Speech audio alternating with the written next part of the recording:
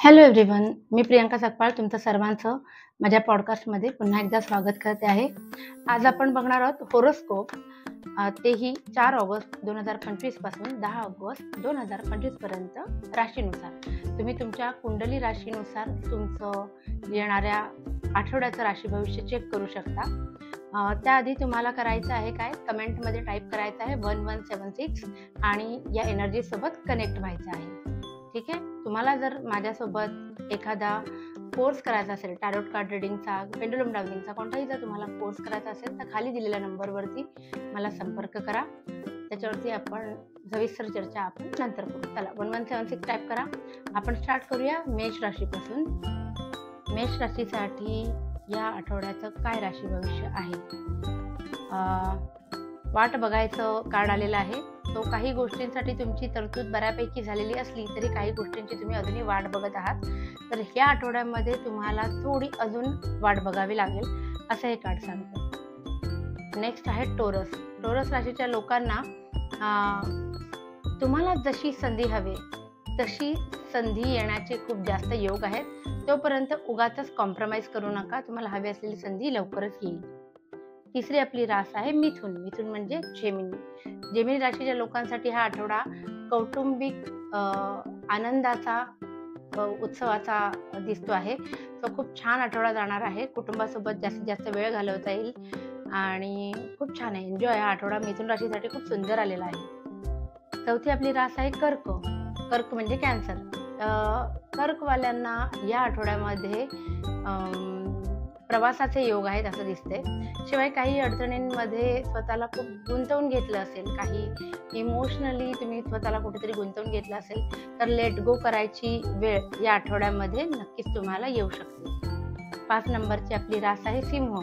सिंह राशीच्या लोकांसाठी कार्ड आलेला आहे किंग ऑफ वँड्स रिव्हर्स. सो या आठवड्यामध्ये तुम्ही तुमच्या ऑफिसमध्ये कोणत्याही प्रकारचे वादविवाद करू नयेत असं दिसतंय आणि खूप घाईकुतीने निर्णय घेऊ नयेत असं हे कार्ड तुम्हाला सांगतं. 6 नंबरचं कार्ड आहे कन्या विच इज वर्गो. या आठवड्यामध्ये तुम्हाला एक गुड न्यूज येणार आहे. So be ready for that. ज्याची तुम्ही वाट बघत होतात ते या आठवड्यामध्ये 10 ऑगस्टच्या आत नक्कीच घडणार आहे.